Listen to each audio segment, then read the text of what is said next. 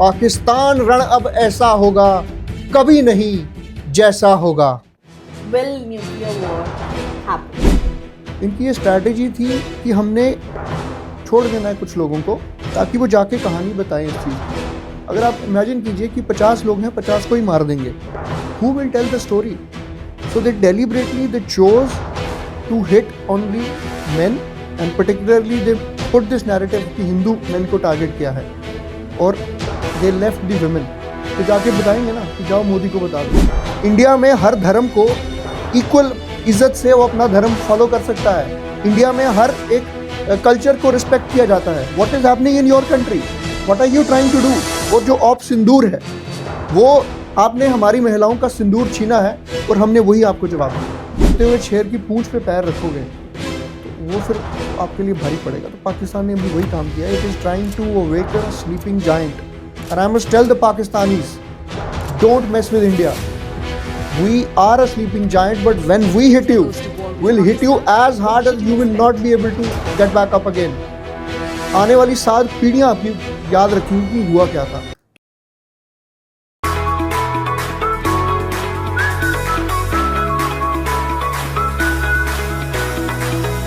Today's episode is not just a conversation, it's a call to awareness.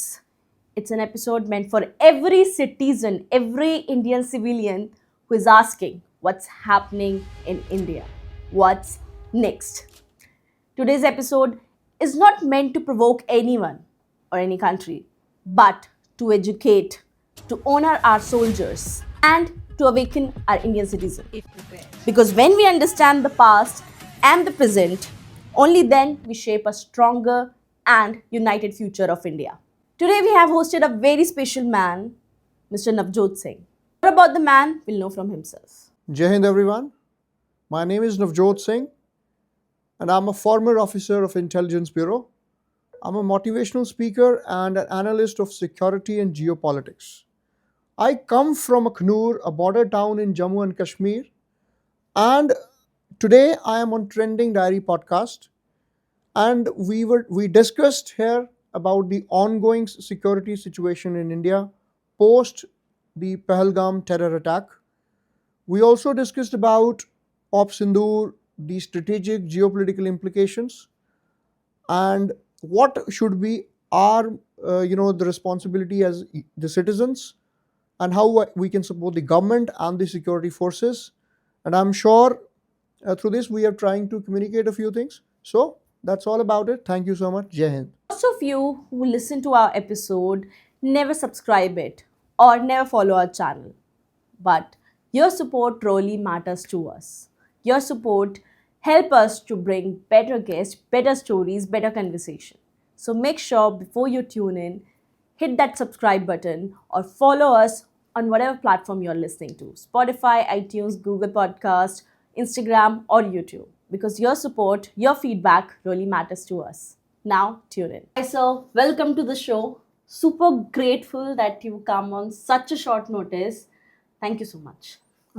It's my absolute privilege, Priyaji, and I must congratulate you for the amazing work that you're doing. And in the times of sensational journalism, we need sane voices who put out the narrative that is must for the youth of this country.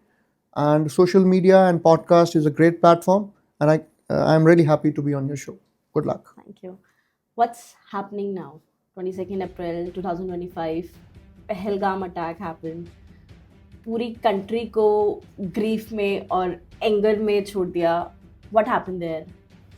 What happened there? Well, 22nd April was a really dark day for all of us. It filled us with so much pain. वो एक बड़ी ही कायराना हरकत है या बर्बरतापूर्ण हरकत है पाकिस्तान की, जितनी ही निंदा करने का वक्त अब चला गया है. They send terrorists raid in their backyard and kill our innocent civilians. They target our people on the basis of religion. और इसमें भी मैं आपको एक चीज़ बता दूं, वो कोई महिलाओं के और बच्चों के साथ उनको कोई खासा प्रेम नहीं था. उनका ये सोची समझी एक चाल थी, ये एक स्ट्रैटेजी होती है. अगर आप समझिए मिलिट्री स्ट्रैटेजी या जो स्ट्रेट काफ्ट होता है, इनकी ये स्ट्रैटेजी थी कि हमने छोड़ देना है कुछ लोगों को ताकि वो जाके कहानी बताएं इस चीज़ की। अगर आप इमेजिन कीजिए कि 50 लोग हैं, 50 को ही मार देंगे, who will tell the story? So they deliberately they chose to hit only men and particularly they put this narrative कि हिंदू men को टारगेट किया है और they left the women। तो जाके बताएंगे ना कि जाओ मोदी को बता दो, तो मोदी ने जवाब तो दिया है। Our Prime Minister, our National Security Council headed by Shri Ajit Doval, the former RAW chief, IB chief and IPS officer of par excellence, तो जो वहाँ पे हुआ है, हम अब चुप बैठने वाले नहीं हैं। इंडिया अब वो देश नहीं है जहाँ हम हमारी अस्मिता पे अटैक करोगे, हमें हिट करोगे without any provocation. It was an absolutely unprovoked situation. हम अपनी इकोनॉमिक ट्रेजेक्ट्री में आगे बढ़ रहे हैं, हमारा जीडीपी इतना अच्छा है, हम 5th लार्जेस्ट इकोनॉमी है, we are doing great at the international level. G20 हमने होस्ट किया। पाकिस्तान जो एक फेल्ड स्टेट है, जिसको अपने अंदर के जो इंटरनल क्राइसिस को नहीं संभाल पा रहा है, वो किसी ना किसी तरह से भारत को, इंडिया को एंगेज करना चाहता है। And I think that is very disgraceful of Pakistan. जो हरकत हुई, मैं तो कहूँगा कि Pakistan state is an absolute failed state. और उनके जो मिस्टर मुनीर हैं, जनरल आसिम मुनीर, जो DGISI भी रह चुके हैं, उनकी कुछ स्पीच भी आई थी 5 दिन पहले पहलगाम अटैक के, कि हम अलग कम्युनिटी से बिलोंग करते हैं, 2 नेशन थ्योरी की बात की, Kashmir as a jugular vein की बात की। I believe that man he is only trying to find relevance. But I must tell your audience to this platform that general and Pakistani army, they will be taught the lesson in the staunchest language and they will never rear its head again. Definitely. Also, 2005 Delhi blast happened, 2006 Bombay blast happened, then again 2008 Taj attack, 2010, 11, 13, 2025 her bar our country tried to make a peace. हर बारी हमने piece बनाने की कोशिश की, हर बारी there was a moment of fear, लेकिन इस बार हमने डिसाइड किया we'll pay back, we'll fight back. What was the strategy? मैं रामधारी सिंह दिनकर जी की कुछ पंक्तियों से आपके सवाल का जवाब देना चाहूंगा। हित वचन नहीं तूने माना, मैत्री का मूल्य न पहचाना। हित वचन नहीं तूने माना, मैत्री का मूल्य न पहचाना। तो ले अब मैं भी आता हूं, तो ले अब मैं भी आता हूं, अंतिम संकल्प सुनाता हूं। याचना नहीं अब रण होगा, याचना नहीं अब रण होगा। जीवन जय या मरण होगा, टकराएंगे नक्षत्र निखर। बरसेगी भू पर ब्रह प्रखर, फण शेष नाग का डोलेगा। विकराल काल मुंह खोलेगा। पाकिस्तान रण अब ऐसा होगा, कभी नहीं जैसा होगा। तो रामधारी सिंह जी की ये पंक्तियां हैं, जो ये पाकिस्तान के उन हुक्मरानों तक पहुंचनी चाहिए कि जो भारत को, मैंने पहले भी आपसे बात कर रहा था, हम एक शांति प्रिय देश आवश्यक हैं। जैसे आपने बात की, हमने पहले अटैक्स में नहीं कुछ कदम उठाए, हमेशा भी ट्राई टू मेक पीस। हम कोशिश की कि डायलॉग टेबल पे आए, लेकिन आप कितना हमारी अस्मिता पे अटैक करते रहोगे, हमारी अच्छाई का कितना गलत फायदा उठाओगे। तो अब पाकिस्तान को वो समझ आना चाहिए कि अब भारत उसको उसकी भाषा में, उस कड़ी भाषा में जवाब देना चाहता है। ऑपरेशन सिंदूर लॉन्च हुआ। I was coming to that. Yeah. Operation Sindoor enlightened, I think पूरी कंट्री इस सोच में थी मॉक ड्रिल होगा and morning first thing we have seen on the news operation Sindoor. Enlighten us. See, generally क्या होता है ना कि जब इस तरह की कोई हरकत होती है, इस तरह की, हमारे आम शहरी, आम जो हमारे नागरिक हैं, उनके दिल में ठेस पहुंचती है। हम सब बहुत आहत हुए थे, भावनाएं बहुत हाई होती हैं, इमोशंस, टेम्पर्स बहुत हाई होती हैं, और उस वक्त लगता है कि अभी जाके अटैक कर दो। पर देखिए, जो सिक्योरिटी एस्टैब्लिशमेंट्स होती हैं या गवर्नमेंट है, कोई भी फैसला भावनाओं में आकर नहीं लिया जाता है। I myself have been a part of the system, तो मैं आपको ये चीज़ बखूबी बता सकता हूँ कि ये बहुत ही सोच समझ के निर्णय लेने होते हैं। अगर हमें अटैक भी करना है तो हम सोच समझ के करते हैं। अब देखिए, पाकिस्तान वाज एक्सपेक्टिंग अस। 22 अप्रैल को उन्होंने वो कायराना हरकत किया, तो उनको लग रहा था कि कुछ नहीं होगा आगे, इंडिया कुछ नहीं कर रहा है, India is not doing mock drill कर रहा है, but all this time planning was being done. ये एक वेल स्ट्रैटेजाइज मूव था कि पाकिस्तान के हमने कोई उनकी मिलिट्री एस्टैब्लिशमेंट्स पे अटैक नहीं किया, हमने कोई उनके सिविलियंस पे अटैक नहीं किया, हमने वेल चोजन टेरर आउटफिट्स के जो लॉन्च पैड्स थे वहां पे अटैक किया। देखिए आज तक जो पिछली बार हुआ, उड़ी हुआ, पुलवामा हुआ, वी स्ट्रक इन पाक ऑक्युपाइड कश्मीर, हमने पीओके में स्ट्राइक किया था। इस बार we took the escalation one notch up, this time we attack Pakistan Punjab, जो भावलपुर में और मुरीदके में पाकिस्तान के जो टेरर आउटफिट्स के लीडर्स बैठे थे वो बड़े आराम से बैठे थे कि यहाँ तो कुछ होने वाला नहीं है, बट इंडिया अंडरस्टूड अब we need to hit in all the terror outfits, all the terror launch pads. और आपने एक तस्वीर और एक वीडियो ज़रूर देखा होगा कि जो आई थिंक हाफिज सईद है या मौलाना मसूद अजहर है, उनके भाई वो जनाजे की नमाज पढ़ रहे हैं और पीछे पाकिस्तान आर्मी के हुक्मरान, I think some generals, they are standing behind them, और उनको फुल स्टेट ऑनर्स में, टेररिस्ट को फुल स्टेट ऑनर्स में पाकिस्तान फ्लैग रेप किया हुआ है उनके कॉफिन पे। इस तरह और आपको क्या प्रूफ चाहिए? What else proof do you need that Pakistan is funding, Pakistan is a part of this terror factory? आप बात करते हो कि द रेजिस्टेंस फ्रंट की, द रेजिस्टेंट फ्रंट और क्या है? ये लश्कर तौयबा के तो फ्रंट एंड है। अब जब इंटरनेशनल सैंक्शंस की बात आती है, यूएन में 1267 सैंक्शंस की बात आती है, पाकिस्तान वो कंट्री है जो बोलता है कि द रेजिस्टेंट फ्रंट को इन सैंक्शन से हटाया जाए।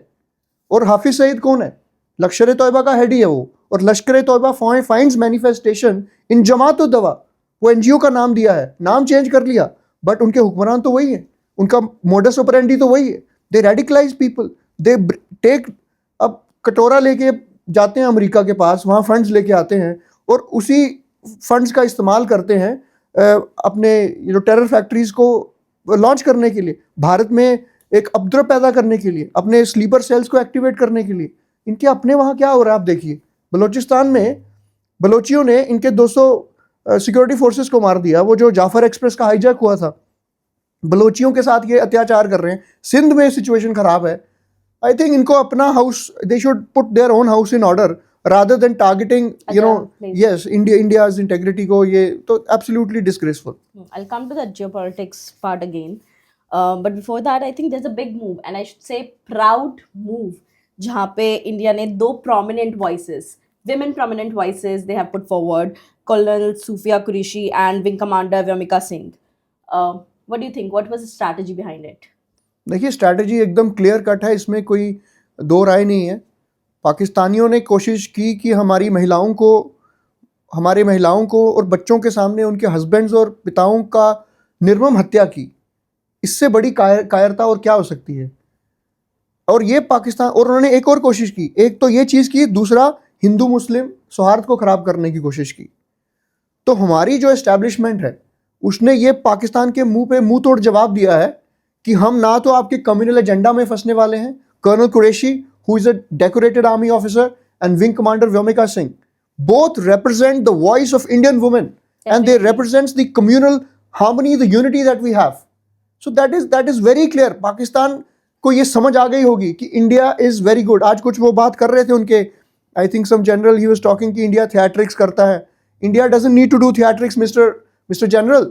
India is doing its job very well. India loves every 140 crore of its people, unlike you. India में हर धर्म को इक्वल इज्जत से वो अपना धर्म फॉलो कर सकता है। इंडिया में हर एक कल्चर को रिस्पेक्ट किया जाता है। What is happening in your country? What are you trying to do? और जो ऑप सिंदूर है, वो आपने हमारी महिलाओं का सिंदूर छीना है और हमने वही आपको जवाब दिया है। तो ये हमारी लीडरशिप ने ये, it has hit you, it has given you the lesson that please don't please तो कहाँ गया, वो don't mess with our dignity. You are going to get it back. And I guess how you rightly put it, ऐसी कोई country नहीं है except India which make every religion so inclusive. चाहे Hindu, Sikh, Muslim, Christian, Jewish, any other religion, there is so much inclusivity in diversity. That's the beauty of our democracy. बिल्कुल. आप देखिए कि आप थोड़े किलोमीटर पे जाते हैं डायलेक्ट चेंज हो जाता है, Definitely. थोड़ा और आगे जाते हैं लैंग्वेज चेंज हो जाती है, हमारा खान पान चेंज हो जाता है। जितने हमारे स्टेट्स हैं उतनी तो यूरोप में कंट्रीज होती हैं। True. अब यूपी में तो पूरा ऑस्ट्रेलिया समा जाएगा। So the thing is we are such a beautiful country, we have such a rich heritage. And you know Pakistan, अगर हम बात करें, हम वहाँ से नॉर्थ ईस्ट में इम्फाल से लेके पोरबंदर तक हमारा स्ट्रेच है, कश्मीर से लेके कन्याकुमारी तक है। पाकिस्तान का आप हॉरिजॉन्टल विड्थ देखिए और लॉन्गिट्यूडनल विड्थ देखिए, Pakistan just a baby in front of us. Definitely. It should see, एक और चीज़ आप समझिए इसमें कि अगर कन्वेंशनल वॉरफेयर की बात आती है, Pakistan understands fully well.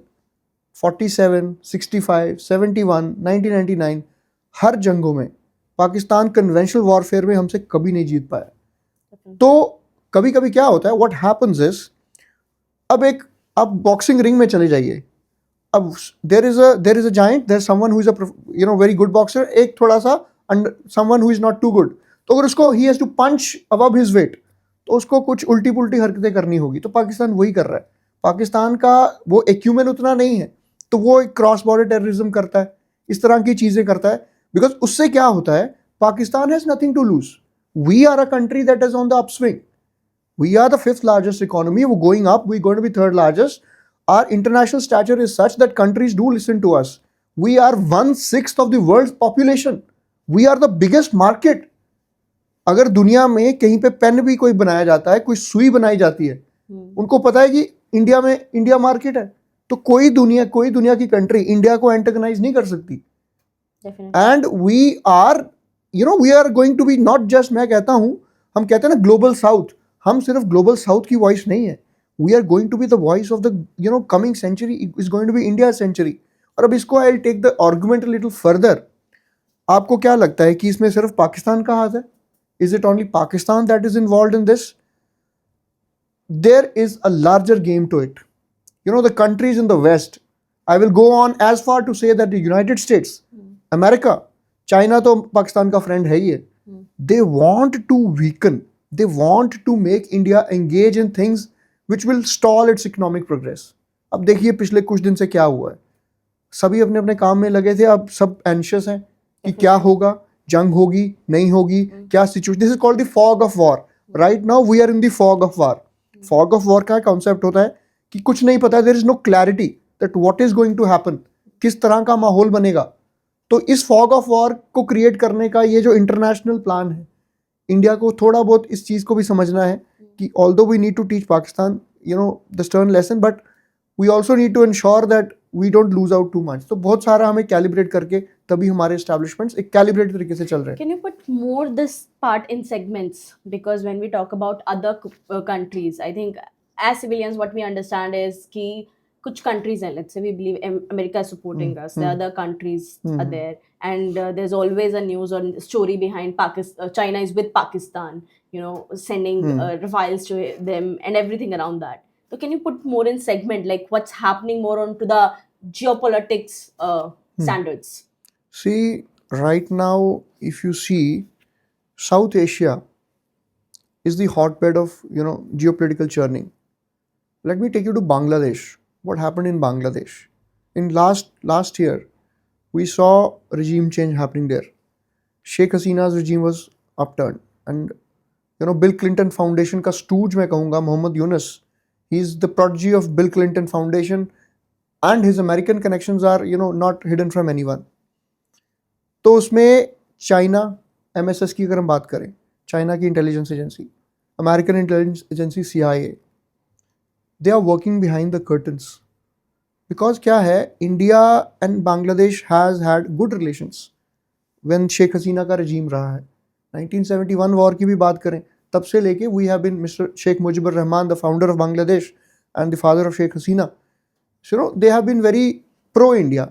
India के लिए अगर आपके नेबरहुड में एक फ्रेंडली देश है तो आपके लिए फ़ायदा है वो। आपको मतलब you need good relations with people in your immediate neighbourhood.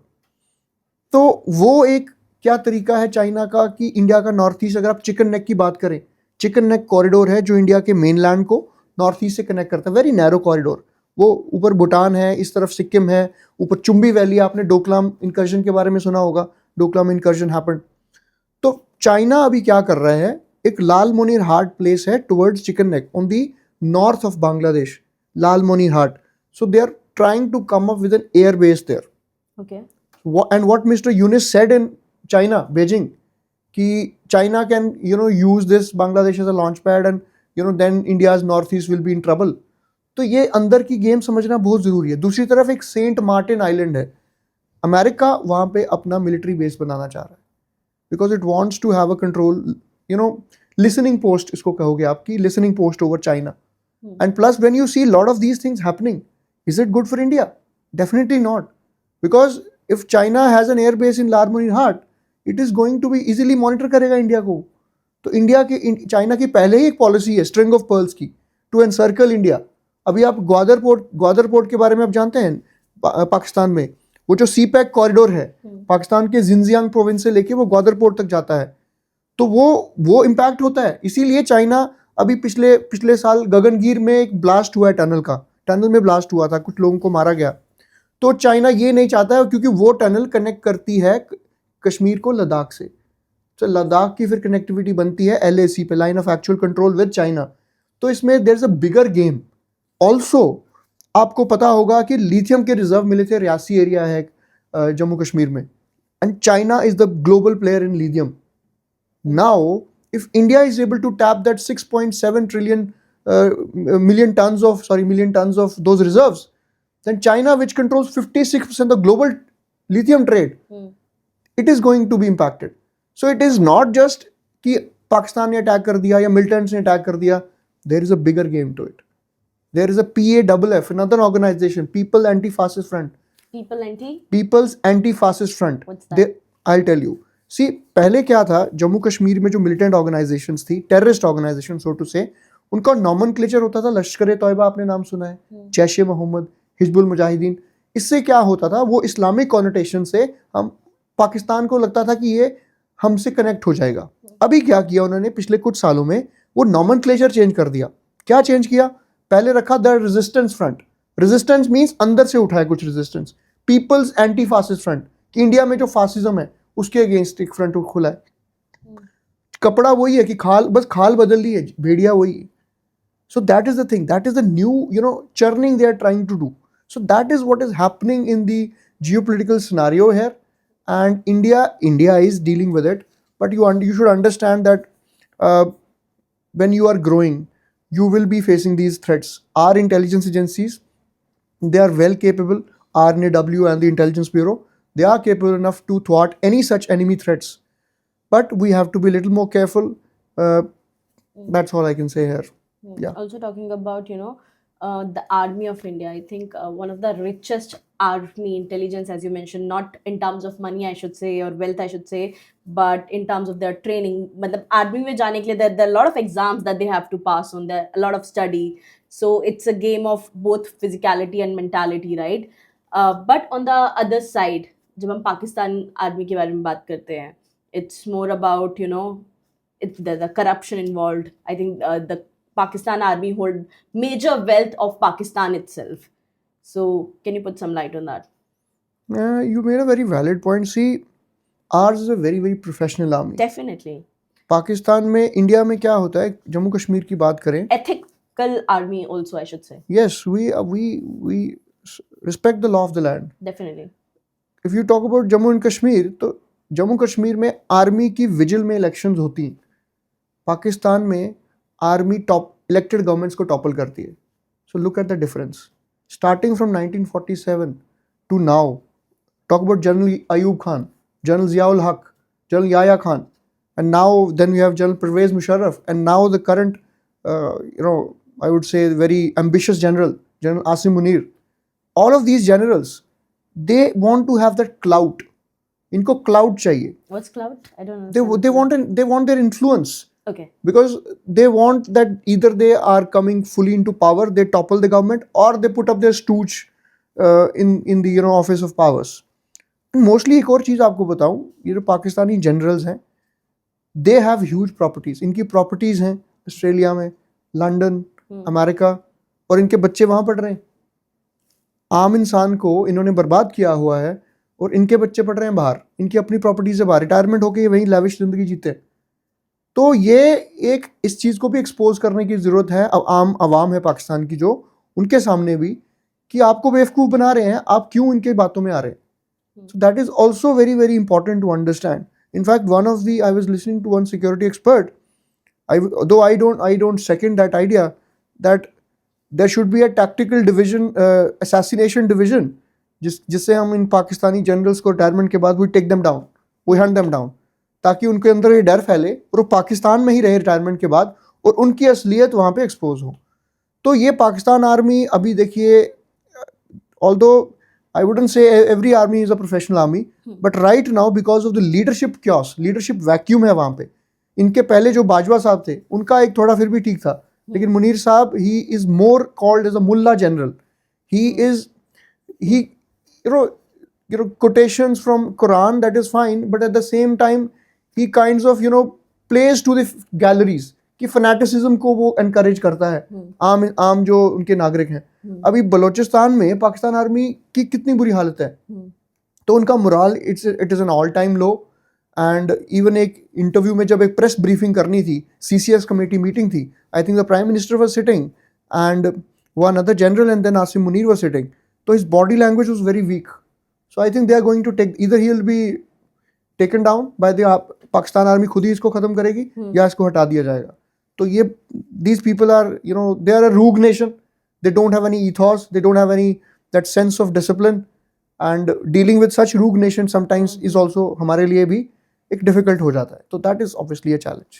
Definitely. Yes. Also, can you put some lights for civilians? What is Indus Water Treaty और उसके implications क्या हैं, और अब क्या लगता है आपको कि long term में how is it going to impact? Yes, Indus water treaty देखिए 1960 में ये ट्रीटी ब्रोकर हुई थी. World bank broker the treaty between India and Pakistan. तो उसके तहत क्या होता है, जो वेस्टर्न रिवर्स हैं, 3 western rivers, Chenab, Jhelum and Indus, the majority waters of those 3 rivers is utilised by Pakistan. And on the eastern front we have Sutlej, Beas, Ravi. तो वहाँ पे इंडिया काफ़ी अच्छे से उसको यूटिलाइज कर सकता है. तो अभी जब हमारा ये पहलगाम में अटैक हुआ, उसके बाद हमने नॉन काइनेटिक मेजर्स इनिशिएट किए. नॉन काइनेटिक का मतलब we don't go into the active war, but we initiate some non kinetic measures, जिसमें हमने वीज़ाज कैंसिल किए, अटारी चेक पोस्ट हमने बंद की, और Indus water treaty has also been put in temporary abeyance. अभी काफ़ी लोगों के दिमाग में, I take a little bit time to explain to you about the implications for Pakistan also about this treaty, what happens with the abeyance. So you need to understand here कि लोगों को लगता है कि पानी बंद हो जाएगा, इंडस वाटर ट्रीटी होगी, हम पानी रोक दिया पाकिस्तान का. देखिए, पानी रोक नहीं सकते हम पाकिस्तान का, हम रेगुलेट कर सकते हैं. अब आपको ये चीज़ समझनी, जब ट्रीटी पहले इन प्रैक्टिस थी तो डैम होते हैं, डैम बने हुए हैं. हम जो वेस्टर्न रिवर्स पे डैम नहीं बना सकते, हम run of the river projects बना सकते हैं. ईस्टर्न रिवर्स में कई हमने डैम बनाए. तो वहाँ पे क्या होता है, जो वाटर रिलीज होता है, इतना क्यूसेक पानी गया है, तो वो डेटा शेयर होता है पाकिस्तान के साथ, और पाकिस्तान के अपने ऑब्जर्वर भी आके यहाँ पे डैम में रिव्यू कर सकते हैं कि आप जितना लो है उससे ज़्यादा तो नहीं कर रहे, वो सारी चीज़ें. तो उनके पास एक्सेस होता था. तो ट्रीटी में एक ट्रांसपेरेंसी थी.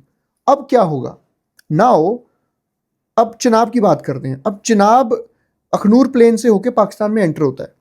तो पाकिस्तान ने वहाँ क्या किया है, एज इट एंटर्स, तो they have made a barrage.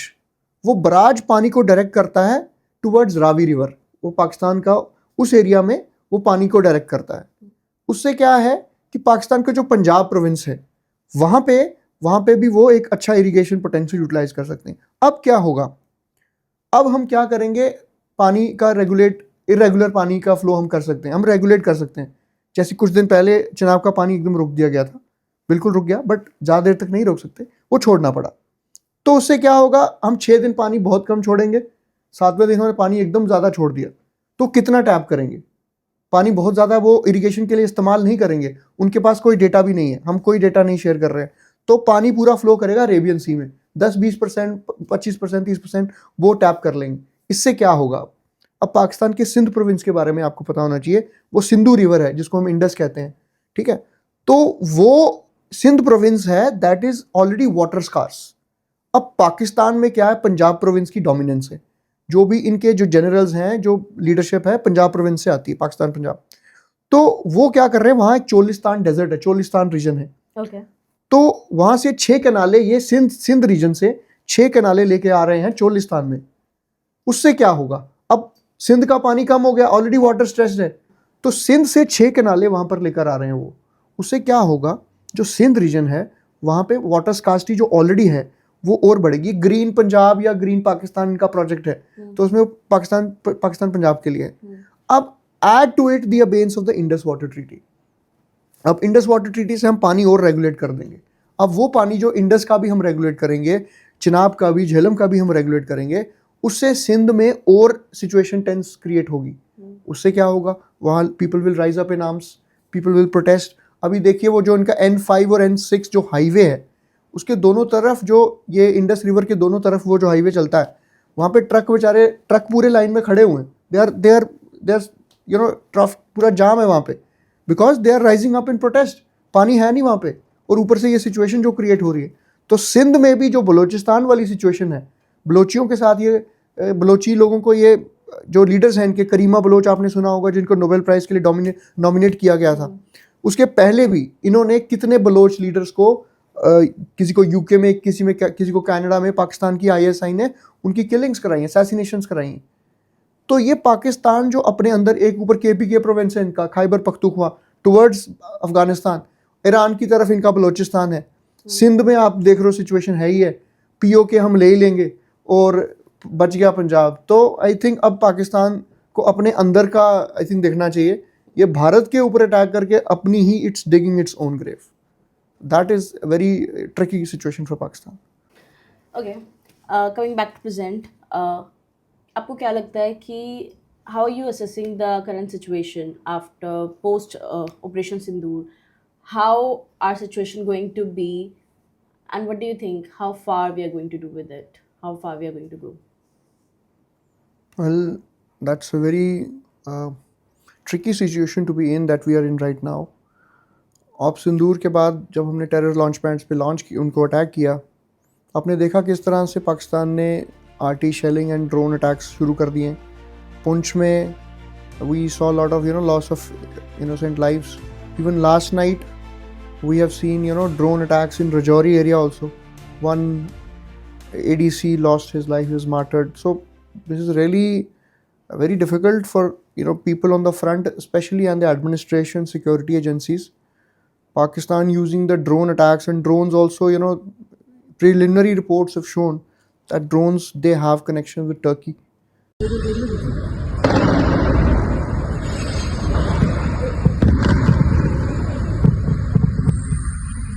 Turkey is the same country which we were the first To support.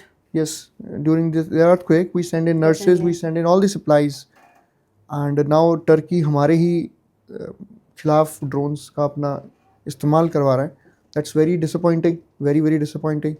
But don't you think that was more predictable because it's led by an Islamic leader? I think let's not go into the being an Islamic leader or something. The situation is such. If you look at the Middle East, Turkey projects itself as the leader of the Islamic world, wants to be the leader. On the other hand, we have Saudi Arabia, we have Iran as well. Pakistan itself is, it wants to become the leader of Islamic world. So Turkey has always been a little cozying with Pakistan. So it is, it was expected, but then it is really disappointing from our point of view that we have helped you out and you are, you've thrust a dagger in our back. So that's absolutely not acceptable. I think we need to also re-strategize our trade relations. Our Turkey is a great medical tourism का काफ़ी एक अच्छा center है वो. Hair transplants and all that, very affordable hair transplants from Turkey, people go there. So I think the government and the diplomatic channels, they have to take those steps किस तरह से हम वो भी एक उस तरह से हम handle करें. Coming back to the situation between India and Pakistan. See, our response to post Operation Sindoor and launching the Operation Sindoor has been very measured. हमने उनके civilian areas पे target नहीं किया है.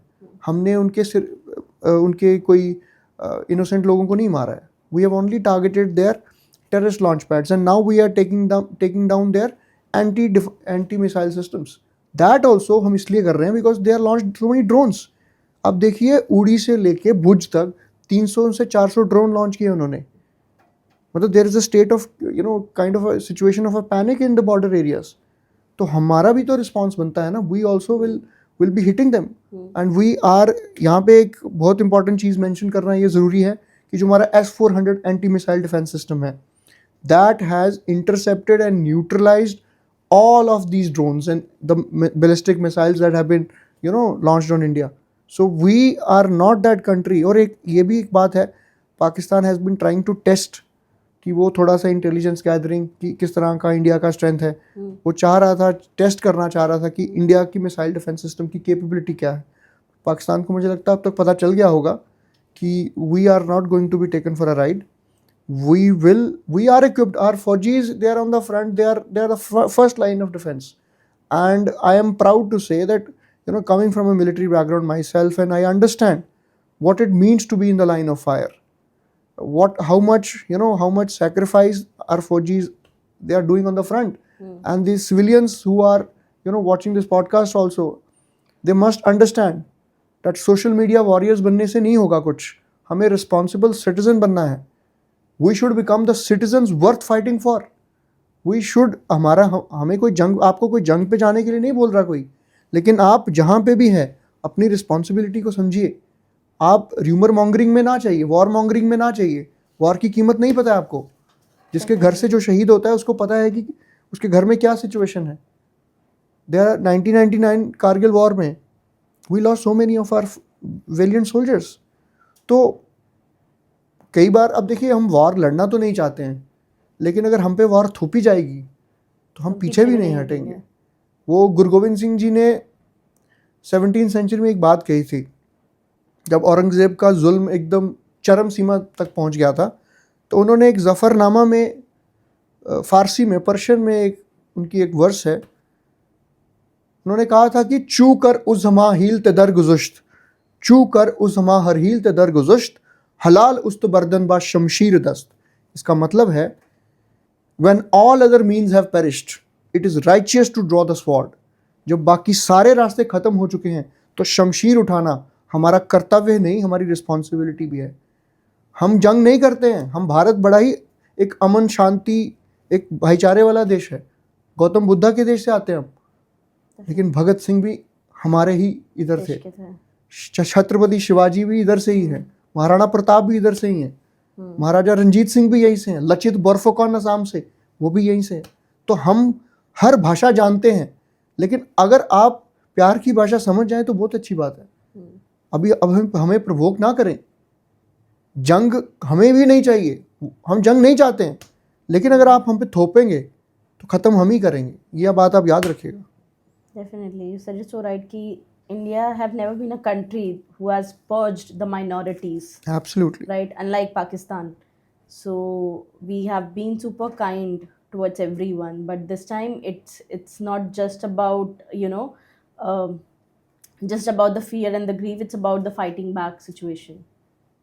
I think fighting back, and more so, see, we know the cost of war. We know that if we can defeat Pakistan का अगर आप बात बताऊँ आपको, पाकिस्तान का जो रिजर्व्स हैं वो 7 दिन भी लास्ट नहीं करेंगे.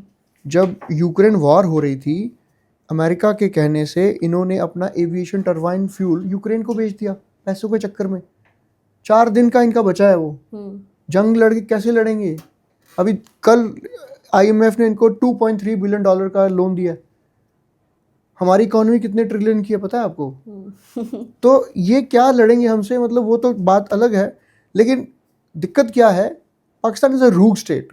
कोई रूल्स एंड रेगुलेशंस है नहीं ना. हमारा देश एकदम इथॉस पे चलता है, एक वैल्यूज पे चलता है. हम ऐसे नहीं चाहेंगे कि आपके ऊपर मतलब कोई भी अटैक कर देंगे. हमने कितना रेस्ट्रेन शो किया है. 2 दिन तक लगातार आपने देखा ड्रोन अटैक्स में we have exercise absolute restraint. हमने पूरा रेस्ट्रेन एक्सरसाइज किया है, फिर भी आप बंद नहीं कर रहे हैं तो we will be force to hit you.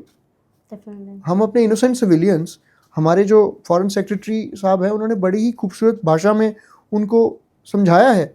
वो नहीं समझ रहे हैं, उनको हम वॉर नहीं चाहते हैं, बिल्कुल नहीं चाहते हैं, क्योंकि we are on the upswing, we are on the way up, so we don't want to indulge with you. Pakistan का देखिए एक और स्ट्रैटेजी ये भी था कि पाकिस्तान के साथ हमारे ना डिप्लोमेटिक टाइज थे, ना ट्रेड टाइज थे, हम किसी भी लेवल पर पाकिस्तान से नहीं एंगेज कर रहे हैं। अब पाकिस्तान को इंडिया को डायलॉग टेबल पे लाना है या किसी भी तरह की इंटरेक्शन करनी है, तो अब वही है ना, सोते हुए शेर की पूंछ पे पैर रखोगे तो वो फिर तो आपके लिए भारी पड़ेगा। तो पाकिस्तान ने अभी वही काम किया, it is trying to awaken a sleeping giant, and I must tell the Pakistanis, don't mess with India, we are a sleeping giant, but when we hit you, will hit you as hard as you will not be able to get back up again. आने वाली 7 पीढ़ियां आपकी याद रखेंगी कि हुआ क्या था। तो मत परेशान कीजिए इंडिया को, हमारे सिविलियंस पे मत टारगेट कीजिए, और अपने भी अवाम का सोचिए, क्योंकि इनोसेंट लाइफ हम नहीं चाहते हैं कि कहीं पे भी इनोसेंट लाइफ का नुकसान हो। तो स्टेप बैक कीजिए, और हम पे जंग थोपी गई तो फिर never step back. then you will have to face the wrath and the fury of the the valiant soldiers of the Indian Army. You will have to face their wrath. So be rest assured. Definitely. Also, as civilians, because you have been mentioning about them a lot. As civilians, we do not understand. मुझे नहीं पता है what's showing on the news, what's showing on the media, what's right, what's not, what's rumor, what's biased, what to believe, what not to believe. तो उस point पे बहुत anxiousness है, बहुत फियर है लोगों में. Sometimes there's a positivity, sometimes there's a lot of negativity.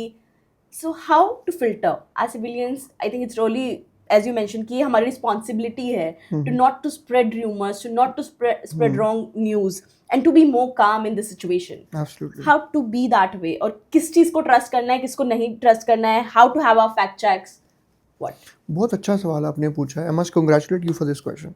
See, अभी देखिए ये जो माहौल है, आजकल का इस ज़माने में जंग सिर्फ मैदान में नहीं, बैटलफील्ड पे नहीं लड़ी जाती. ये हाइब्रिड वॉरफेयर का ज़माना है, साइकोलॉजिकल वॉरफेयर का ज़माना है.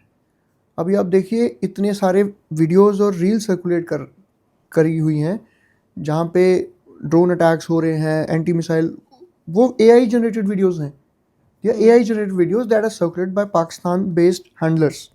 वो इंडिया की जनता में, पब्लिक में एक र्यूमर या एक पैनिक क्रिएट करने का सिचुएशन है. देखिए जंग में फौजी तो फ्रंट पे लड़ते हैं, लेकिन आपकी जिम्मेदारी क्या है कि आप अगर पैनिक करेंगे, आप अगर मजबूत नहीं रहेंगे तो फौजी कैसे लड़ेंगे. तो आप इस तरह से सपोर्ट कर सकते हैं. ये कमज़ोर पड़ने का वक्त बिल्कुल नहीं है, ये सबसे मजबूती के साथ खड़े होने का वक्त है. एकदम एश्योर कीजिए अपने फौजियों को कि आप खड़िए, हम हैं पीछे, और एकदम सेकेंड लाइन ऑफ डिफेंस की तरह खड़िए.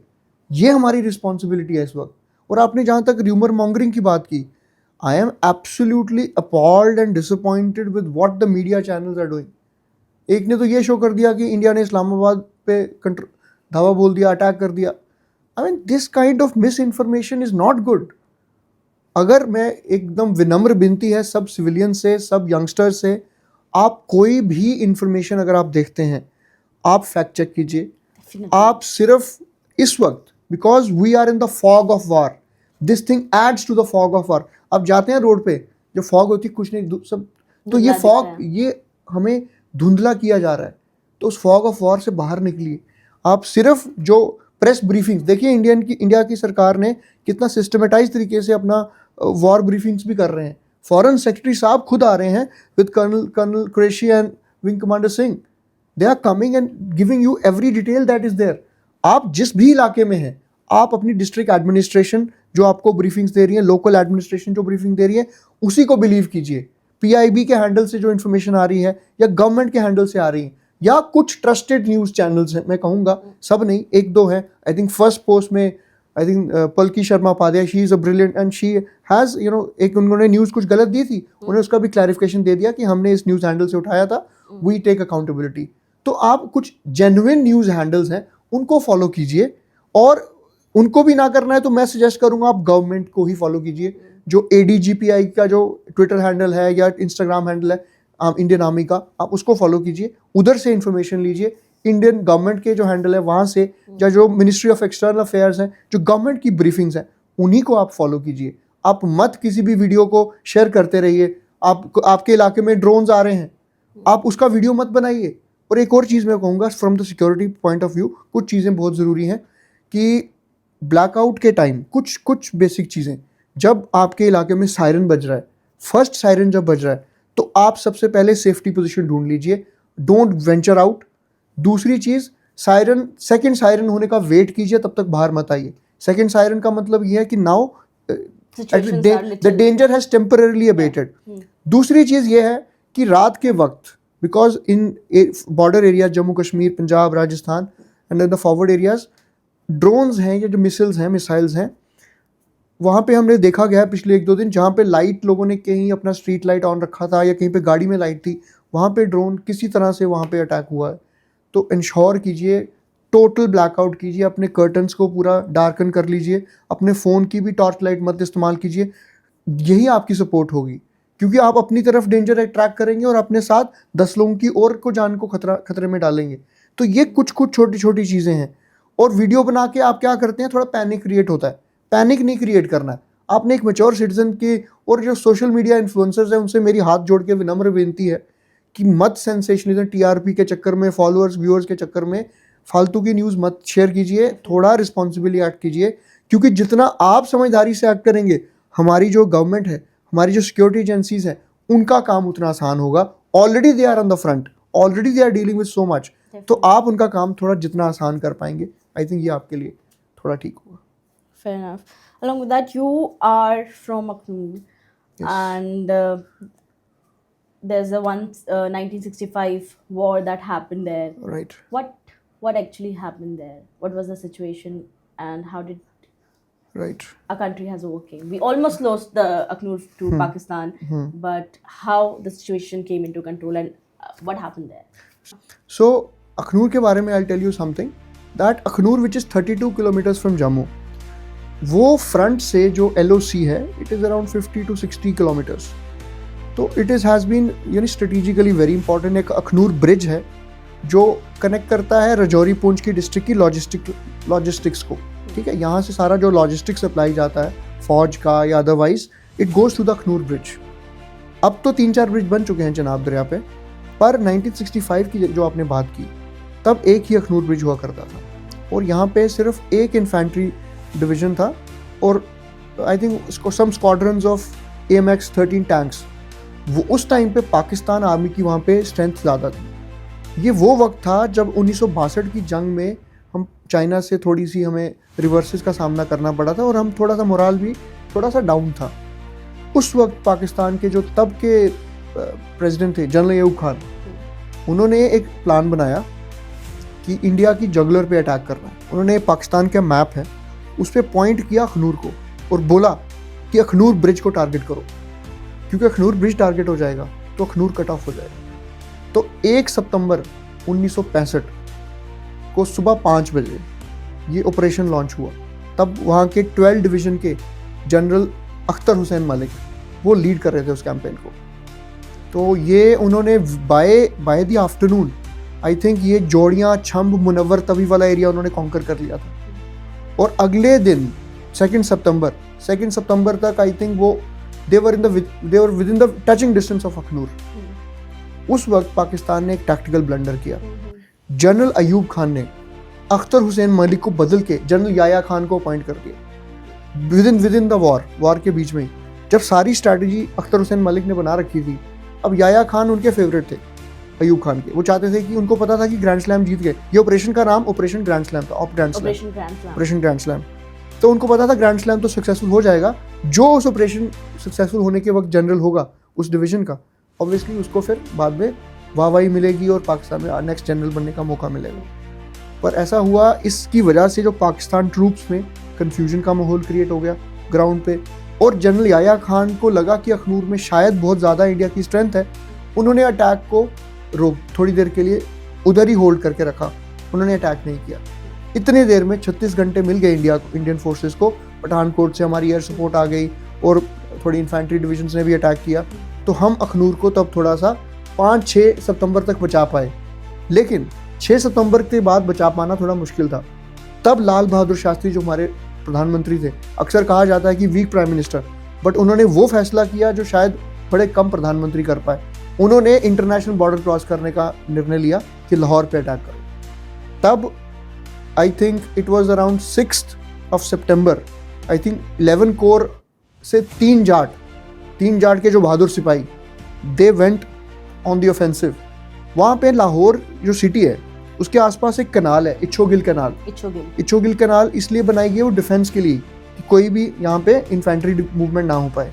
तो इंडियन ट्रूप्स का सबसे पहला ऑब्जेक्टिव था कि इच्छोगिल कनाल को क्रॉस करना। तो उन्होंने बड़ी ही बहादुरी से वो इच्छोगिल कनाल को क्रॉस किया और उसके बाद एक बैटल ऑफ डोगराई हुई। एक टाउन है डोगराई की, उधर भी उन्होंने अपना धावा बोल दिया और उसके बाद वो पहुंच गया टाउन ऑफ बैटापोर। अब बैटापोर में जब पहुंचे, they were with the touching distance of Lahore. अब जो पाकिस्तान का GHQ है, पैनिक हो गया। अब उस पैनिक के चक्कर में उन्होंने अखनूर से फोर्सेस को डाइवर्ट किया टुवर्ड्स दिस साइड, जिस वजह से हम अखनूर को बचा पाए। इस ऑपरेशन का नाम था इंडिया का ऑपरेशन रिडल, जो हमने पाकिस्तान लाहौर की तरफ टारगेट किया। कुछ दिन और जंग चली खेमकरन के एक्सिस पे सियालकोट में, बट इवेंचुअली हम उस अखनूर को भारत का एक हिस्सा बनाने में कामयाब रहे। और अगर ऐसा ना होता तो शायद आज हम पॉडकास्ट ना कर रहे होते। एक और चीज़ मैं बताऊंगा कि 1971 की वॉर थी। 1971 वॉर में I lost some my cousin Nanu, two of them, they were in the Fauj. So one was in the 1971 war में सियालकोट एक्सिस में, वहाँ पे उनको शहादत मिली, और एक को छम सेक्टर में। तो वो कहानियाँ हम बचपन से सुनते आए हैं कि किस तरह से वो वक्त था। जंग का माहौल देखिए, जंग का माहौल ना किसी को नहीं पता, सुनने में ऐसे लगता है कि हम जंग होनी चाहिए।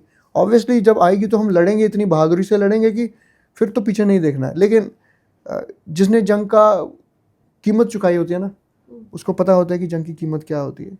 2008 में मैंने अपने चाचू को भी खोया उड़ी सेक्टर में। तो coming from a family which has given to the country, तो I understand, but I will still say अगर मुझे भी अभी अगर जाना पड़े तो मैं खुद भी जाऊँगा। मतलब एनीथिंग फॉर द कंट्री। कहते हैं ना, जो बहा नहीं है भावों से, बहती जिसमें रसधार नहीं, वो हृदय नहीं, वो पत्थर है जिसमें स्वदेश का प्यार नहीं। तो देश प्रेम की भावना, मैं कहूँगा कि पेट्रियाटिज्म इज़ वेरी इंपॉर्टेंट। अगर आप देश प्रेम की भावना आपके अंदर है तो मुझे लगता है हमारा देश आगे ही बढ़ेगा। पर एक और चीज़ इसमें यह मेंशन करूँगा कि पेट्रियाटिज्म और जिंगोइज्म के बीच का फ़र्क ज़रूर समझिए। जिंगोइस्ट ना बनिए, पेट्रियाटिक बनिए। कम्युनल सौहार्द को बना के रखिए। हम सब भारतवासी हैं, हम सबको मिलके लड़ना है भारत के लिए, आपस में मत लड़िए। एक आपसी भाईचारा बना के रखिए और भारत तभी सशक्त होगा। धर्म, जात, इलाके, भाषा, इनसे सब उठ जाइए। अब देखिए जंग छिड़ी है। कुछ दिन पहले हमने देखा कि कहीं पे कुछ इलाकों में भाषाओं को लेके, कहीं के मैं नाम नहीं लूँगा किसी भी जगह का, कुछ हो रहे थे कॉन्फ्लिक्ट्स। अब देखिए जंग में कौन पूछेगा, जब फौजी बॉर्डर पे खड़ा है वो बोलेगा कि यार मैं इस मराठी हूँ, मैं पंजाबी हूँ, मैं तमिल हूँ, मैं आसामी हूँ, वो भारतीय हूँ। वही है ना, हम अपने रिलीजन के कॉलम में बोल्ड और कैपिटल में इंडियन ही लिखते हैं। तो वो इंडियन जब आ रहा था, बाकी सब आइडेंटिटीज भूल जाएंगे। Roots are as in Hindustani, as Absolutely. a Bharatiya. We are a भारतीय, we are a Indian, we are a हिंदुस्तानी। तो हमें उस भावना को आगे लेके चलना है। देश के लिए तो आई थिंक समर्पित होने के लिए हमारा कितना रिच हिस्ट्री है, हम कितने वर्षों से, हम क्या रिच सिविलाइजेशन है हमारी, तो उसको याद करना चाहिए और आगे बढ़ना चाहिए, ना कि इन डिवाइसिव सेक्टेरियन फोर्सेस का हिस्सा। ये थोड़ी सी बात ये कहूँगा कि साइकोलॉजिकल वॉरफेयर भी आजकल हो रहा है। जो इंटेलिजेंस एजेंसीज हैं, फॉरेन इंटेलिजेंस एजेंसीज हैं, वो आपकी दिमाग से, आजकल जंग दिमाग पे हो रही है, आपके दिमाग पे टारगेट किया। हाँ, मैं ये देखिए, फ्रैंक हॉफमैन नाम के एक शख्स हैं, उन्होंने एक कॉन्सेप्ट दिया था हाइब्रिड वॉरफेयर का। हाइब्रिड वॉरफेयर कि अभी आप हाइब्रिड वॉरफेयर कह दीजिए या साइक वॉरफेयर कह दीजिए, अगर आप हिंदू हैं, आपको ऐसी वीडियोस भेजी जाएंगी जहाँ पे हिंदुओं के साथ अटैक हो रहा है। मैं सिख हूँ तो कहीं पे सिख के साथ गलत व्यवहार हो रहा है, कोई मुस्लिम है तो उसके साथ। तो आपको AI एल्गोरिदम को इस तरह से ट्वीक किया जाता है कि आपके अंदर वो गुस्सा पैदा किया जाएगा। अब मेरे को 1984 राइट्स की कोई वीडियो दिखा देगा, मैनिपुलेटेड, तो मुझे गुस्सा आएगा, लेकिन मुझे वहाँ समझदारी दिखानी है, वो वीडियो सही है कि नहीं है, या है भी तो क्या मतलब है। हमें अब पीछे नहीं देखना है ना, हमें पीछे नहीं मुड़ के देखना है, हमें आगे बढ़ना है। आगे बढ़ना है हमें देश को तरक्की के लिए। और एक और चीज़ होती है कि जैसे कोई वल्नरेबिलिटी है, आप अग्रीव्ड हैं किसी चीज़ से, आपके साथ गलत हुआ है, तो जो दुश्मन देश है वो आपकी उस वल्नरेबिलिटी को एक्सप्लॉइट करता है, आपके अंदर वो धीरे धीरे इमोशंस की भाव रेडिकलाइज करेगा आपको, धीरे सबवर्जन कहते हैं इसको, आपके माइंडसेट को सबवर्ट किया जाता है देश के खिलाफ। या हनी ट्रैपिंग आजकल देखिए, इंटेलिजेंस यूनिट्स होती हैं, डिफरेंट डेडिकेटेड यूनिट्स होती हैं इंटेलिजेंस एजेंसीज की, कि male officers they are honey trapped, तो to enforce to share, then they are in they have to share secret information. तो वो सब चीज़ें हैं, तो ये भी साइकोलॉजिकल वारफेयर का हिस्सा है। ये सारी चीज़ें अब यूथ हैं, यूथ जैसे हमने पहले अंडरस्टैंडिंग व्हाट्सएप फॉरवर्ड, वो सारी चीज़ें बात की, ये सारा एक मैकेनिज्म है कि एक देश की इकोनॉमिक पॉलिसी को कैसे डिस्क्रेडिट किया जाए, एक देश पे कहीं पे दंगे करवा दिए जाए, कहीं पे कुछ हो जाए, तो देश का जो डेवलपमेंट है वो रोकी जाती है। आपको बॉर्डर क्रॉस, चाइना को बॉर्डर क्रॉस करके आने की जरूरत नहीं है। आप चाइनीज फोन यूज करते हैं, क्या पता उसमें चिप लगी हो, तो you are sharing your data ना, आप डेटा शेयर कर रहे हैं ना अपना डेटा। इट वाज सेड 2017 में इकोनॉमिक टाइम्स की एक रिपोर्ट थी, data is a new oil, data is indeed the new oil, we have to be cyber safe. Apart from the जंग जो भी छिड़ी हुई, इसके अलावा भी तो जंग है ना, इसके अलावा भी साइबर वॉरफेयर कितना चल रहा है। Definitely. आपको अभी आई थिंक कुछ दिन पहले जब जंग शुरू हो रही थी, आई थिंक मैं नहीं कहूँगा शुरू हुई है, जो भी सिचुएशन, क्राइसिस सिचुएशन जो इमर्ज हुआ है, पाकिस्तान बेस्ड जो हैंडलर्स हैं या जो भी साइबर क्रिमिनल्स कहूँगा मैं, साइबर क्रिमिनल्स, तो they will try to hijack your phones, they will try to hack your phones, they will try to target installations, आपके सिक्योरिटी ग्रिड्स को वीकन किया जा सकता है, पावर स्टेशंस को डिसमेंटल किया जा सकता है, बहुत कुछ हो सकता है। तो आपको as a responsible citizen ensure करना है कि आप साइबर सेफ रहें, आप कहीं भी अपनी प्राइवेट डेटा ना शेयर करें, आप किसी भी अननोन लिंक पे ना क्लिक करें, क्योंकि आप लोकेशंस ना शेयर करें अपनी to unknown numbers, international numbers. तो ये सारी छोटी चीज़ें हैं। आप कहीं पे भी जाते हैं पब्लिकली ट्रूप मूवमेंट मत शेयर कीजिए, आप कहीं पे भी देखते हैं, ये बात बिल्कुल ध्यान रखें, कहीं पे भी आप आर्मी की डिप्लॉयमेंट कुछ भी देखते हैं, troop movement, please don't share any such video, आप इनडायरेक्टली एनिमी को हेल्प कर रहे हैं। 26/11 में आपने देखा था कुछ, वो ताज होटल में जब वो ऑपरेशन चल रहा था NSG कमांडोज का, तो कुछ मीडिया चैनल्स ने लाइव रिपोर्ट आज किया था उसका। How disgraceful. आप सिर्फ अपने कुछ व्यूज़ के लिए, बेचारे वो लड़ रहे हैं और आप सीधे वो हैंडलर, वो पाकिस्तान में वो सारा लाइव फीड देख के उनको टेररिस्ट को अंदर इन्फॉर्म कर रहे हैं कि यहाँ पे पुलिस है, यहाँ पे नहीं, यहाँ पे सिक्योरिटी है। तो ये सारी चीज़ें थोड़ा सा, अब I think we all need to act responsibly. सिर्फ सिक्योरिटी फोर्सेस के जंग लड़ने से कुछ नहीं होगा, हम सबको मिल के लड़ना है। Person play a smallest but important role. बस बिल्कुल। Definitely. So as civilian, I've overheard lots of people talking about, will nuclear war happen? What do you think? Nuclear war. Well, people should go back in 1945 and see what happened to Hiroshima and Nagasaki. War in itself is such, it's a very heavy price that those fighting on the front as well as those who are the collateral damage, it's a huge price in itself. And जैसे आपने nuclear threat की बात की, तो Pakistan, we have been, as we've been talking, it's a rogue state, और ये इस तरह की गीदड़ धमकियाँ देता रहता है कि मैं न्यूक्लियर वॉर कर दूंगा, ये कर दूंगा, वो कर दूंगा। It is very important to understand that Pakistan understands fully well, if anything of that sort happens, then Pakistan का मैप तो दुनिया में रहेगा ही नहीं ना फिर, it will be erased from the map of the world. As we're talking about our own nuclear policy, our nuclear doctrine, it's a very comprehensive doctrine which talks about no first use. Now, what is no first use? That we will never be the first one to, deploy our nukes. अब nukes deploy करना इतना आसान नहीं है, because all the explosive, the launcher, everything is kept at different designated locations. ऐसा नहीं है कि आपने बस किया, डिप्लॉय करिए, लॉन्च कर दिया, ऐसा नहीं होता है। It's a very sensitive, underground caverns में रखा जाता है and it is under the international scrutiny.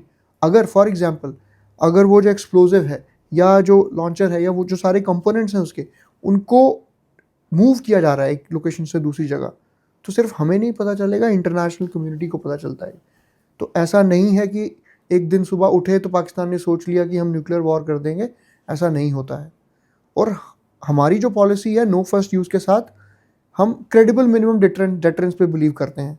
But if we are under attack, if we are attacked by a nuclear arsenal, in that case we will inflict such a retaliation, such heavy retaliation, that the opposition, the enemy, will not be able to get back up. और आपने कुछ बयान सुने होंगे पाकिस्तान के generals के, हमारे पास 500 ग्राम का बॉम्ब है, 250 ग्राम का बॉम्ब है, इस तरह की इनसेंसिटिव और मतलब इनसे उनकी समझदारी का आपको मतलब अंदाजा लगता है। पता चल ही रहा है कि they are known for you know selling their nuclear arsenal to countries for North Korea या कुछ for some money and all that. तो पाकिस्तान की इतनी औकात नहीं है कि वो इस हद तक जाए। ये सिर्फ थोड़ा सा टैक्टिकल, एक थोड़ा सा इंटरनेशनल एक कम्युनिटी तो प्रेशर क्रिएट करने के लिए वो सारी चीज़ें। और दूसरी बात यह है कि अपने अवाम को क्या जवाब देंगे वो, अवाम को भी तो कुछ चीयर अप करने के लिए देना है ना। So this is playing to the galleries in Islamabad, that is what this all furore is all about. और अपनी जनता को मैं ये कहूँगा, इस तरह के बातों में ना जाए। न्यूक्लियर वॉर कोई मजाक नहीं है। This is not going to be something that, war is a totally different thing. ये आपका कोई सोशल मीडिया में रील नहीं है आपकी कि रील बना दी कि वॉर हो गई, या कुछ आपने मतलब जस्ट फॉर सेंसेशनलिज्म आपने कुछ चीज़ें बोल दी। War is a totally, these gen Z kids और समबडी द यंगस्टर्स, टीनेजर्स, उन्होंने वॉर के बारे में सुना भी 19 आई थिंक कारगिल वॉर में मैक्सिमम इन लोगों का जन्म भी नहीं हुआ होगा। मैं अपने कंट्री के लोगों की बात कर रहा हूँ। तो इनको सोशल मीडिया की दुनिया से उठ के बाहर आके समझना पड़ेगा कि थोड़ा सा दुनिया फ़ोन के बाहर भी है। तो थोड़ा पढ़िए, किताबें भी पढ़िए, अच्छा लिटरेचर पढ़िए और अच्छी कमेंट्रीज़ को सुनिए। On YouTube also you will find good commentaries. You have Stat News Global, you have, as I mentioned, Palki, and then there are other good channels, good YouTube channels who give you unadulterated, genuine, authentic content. मैं तो request करूँगा news सुनना बंद कर दीजिए थोड़े दिन के लिए। जंग का माहौल है, ये they are adding fuel to the fire, तो वो मत कीजिए। So that's all I have to say in this. Also, a little light on S400 Triumph, or I should say, Sudarshan Chakra. Sudarshan Okay.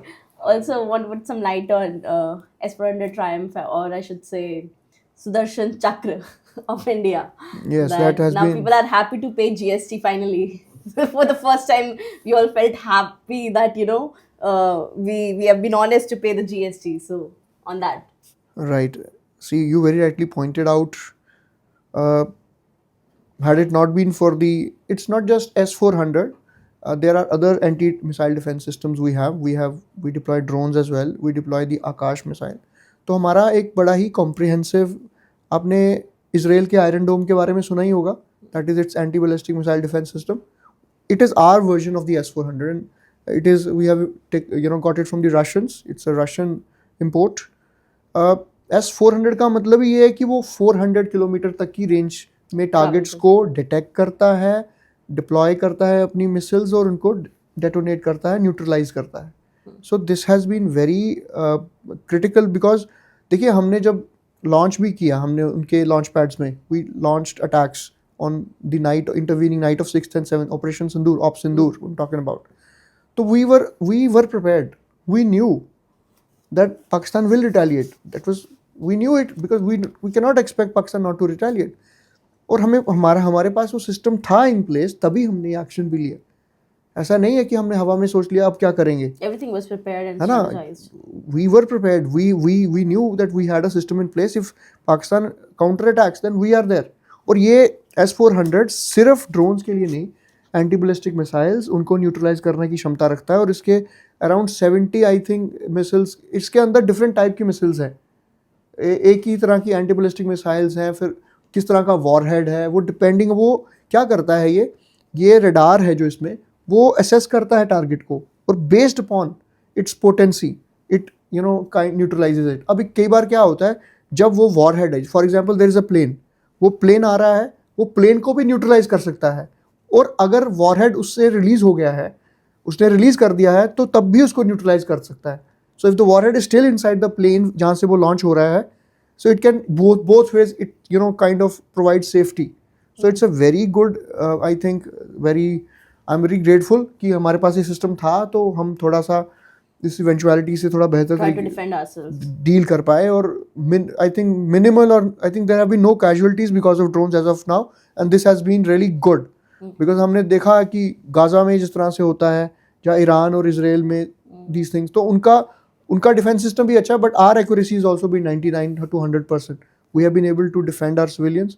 कहीं कहीं पे इन्होंने arty shelling की है बॉर्डर एरियाज में, पुंछ में हमने देखा वहाँ पे की है. अभी Bathinda, I think Bathinda area में there has been one armed drone has been found.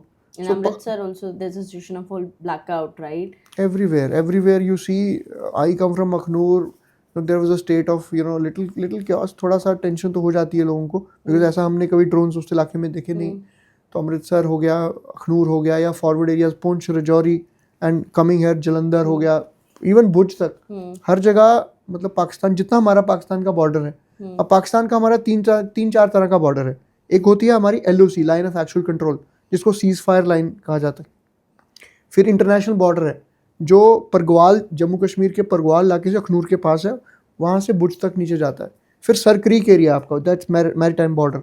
और एक ऊपर आपका सियाचिन में, जिसको AGPL कहते हो, actual ground position line.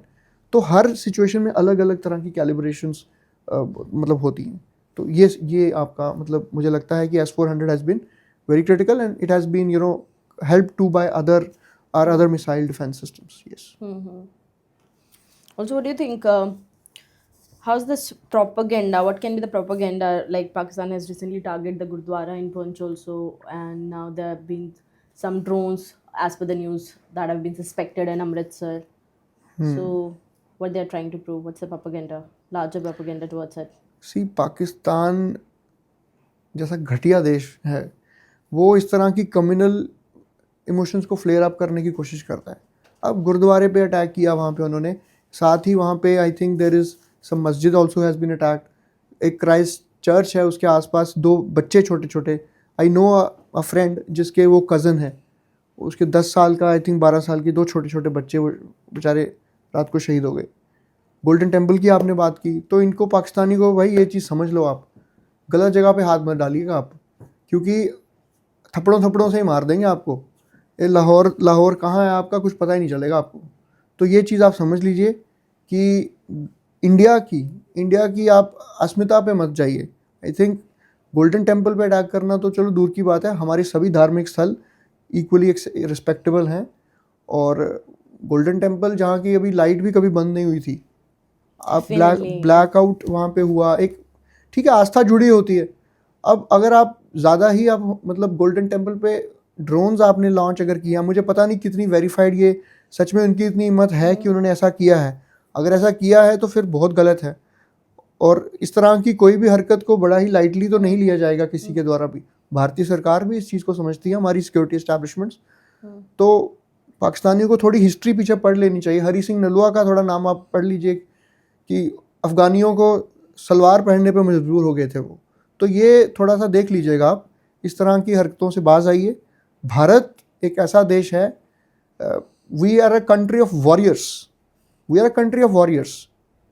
We stay silent, but if you provoke us, we will finish the story. That's We'll never start it, but we'll finish. We will finish. शुरू आप करोगे, We'll finish खत्म it. करना हमें आता है. Will war happen? Should it happen? Well, I am not the right person to answer this question. I can only say that जंग की बहुत ज़्यादा कीमत होती है. And what's the state? How will you say the present state that's happening? Will we consider it a war? Currently, when government has not officially declared war, when war is declared, then it's a totally different state. We are able to move around, right? When war is declared, movements will be restricted. Military will control most of the things. तो वो war की situation अलग होती है. Even 1999 was not a full scale war. 1971 was a full scale war. Kargil was, a limited war because it was located to a certain theater. Certain theater, yes. So I won't say we are at war right now, but yes, we are being provoked. We are under attack. We are our civilian positions are being attacked. So we have been trying to communicate this to Pakistan कि you escalated when Pahalgam happened. That was the escalation. Right. We responded. We did not escalate. Now if you keep escalating, now I just hope that Pakistan learns its lesson very soon. It comes down in the escalation game, because we have been exercising restraint for the last 2 days also. After the drone attacks, we have not done much. We have been, watching very patiently, and because we don't want to, go really up the escalation ladder. पर अगर पाकिस्तानियों को लगता है कि हम कुछ नहीं करेंगे, तो जब धमाका होगा तो उनके कान के पर्दे भी फट जाएंगे. तो वो India is ready for that. But I don't want कि हम उस हद तक जाएं. We should not go till that level कि फुल स्केल वॉर हो. I don't think that should happen. But if we are forced into it, we might as well, I would leave this question to the authorities on the top of the ladder to decide what's the course of action. All I can say is, I just hope that things come back to normal, because innocent lives lost anywhere is not a good thing. I think at the end, at the core of humanity, we all crave for one thing, that is peace. Absolutely. Individually, inside, outside, that makes our lives Ekdam. more blissful Bilkul. than anything. So at the end, we all pray for that. That will happen. But as you said very rightly, कि if they will provoke us, हम चुप नहीं बैठेंगे. हाँ, मतलब देखिए, मतलब हमने तो उनके ऊपर कभी अटैक नहीं किया. हमने 1999 में भी कारगिल हुआ तो हम लोग समझौते का हाथ ही बढ़ा रहे थे. आगरा में हम वाजपेयी साहब उनसे मिले, फिर समझौता एक्सप्रेस, बहुत सारी चीज़ें. जितनी बार हम मिलते हैं वो इतनी बार हम पे पीठ पे अटैक करते हैं. तो I think people are also fatigue. But इसका कुछ ना कुछ हल तो निकालना पड़ेगा. इसको कुछ तो आई थिंक पाकिस्तान की इकनॉमी को इस तरह से कमज़ोर कर देना चाहिए. उसके आई थिंक बलूचिस्तान में सिचुएशन क्या है, सिंध में सिचुएशन क्या है, हमने बात की. खैबर पख्तूनख्वा की प्रोविंस की सिचुएशन क्या है. पीओके तो हम लेने ही वाले हैं.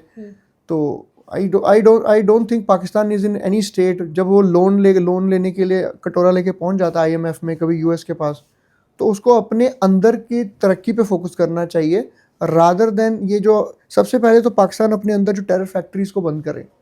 अपने अंदर के जो मिलिटेंट्स को उन्होंने वो जो पनाह दे रखी है, उनको जो इंक्यूबेट करते हैं, उनको ख़त्म करो. पाकिस्तान की अवाम को खड़े होना चाहिए.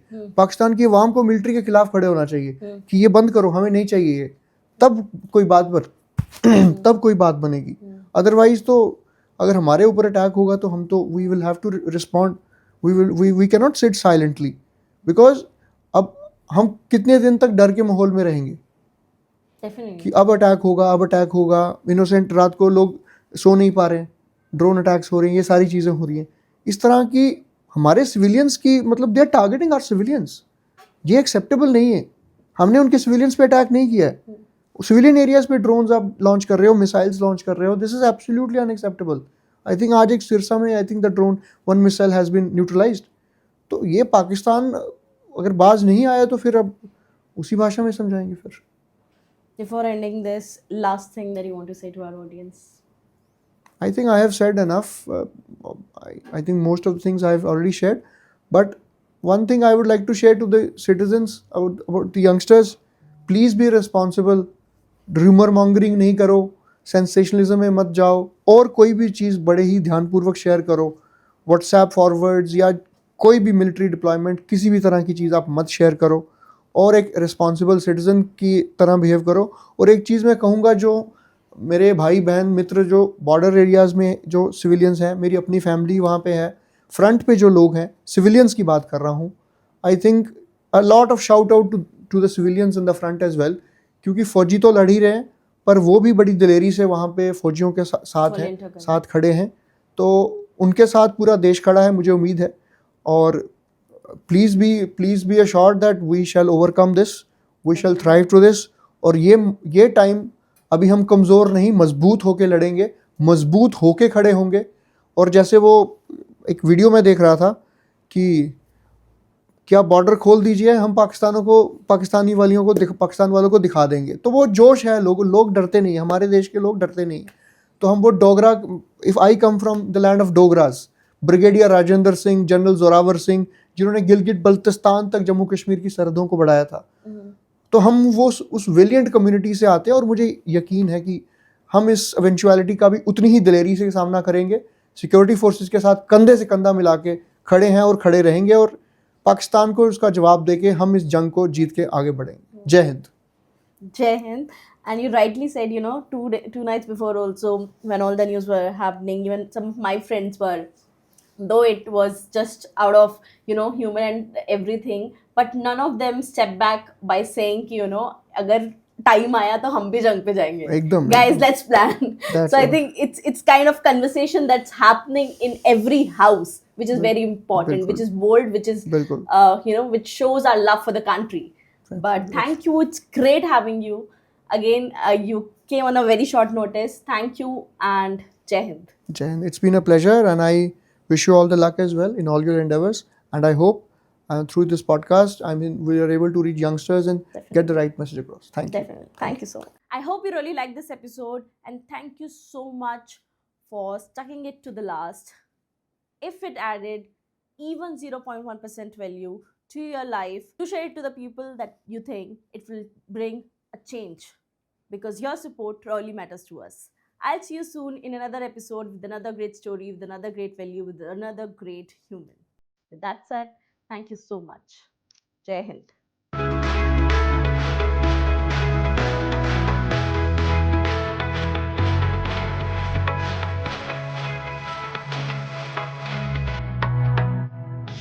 I hope you really liked this episode, and thank you so much for sticking it to the last. If it added even 0.1% value to your life, to share it to the people that you think it will bring a change, because your support really matters to us. I'll see you soon in another episode with another great story, with another great value, with another great human.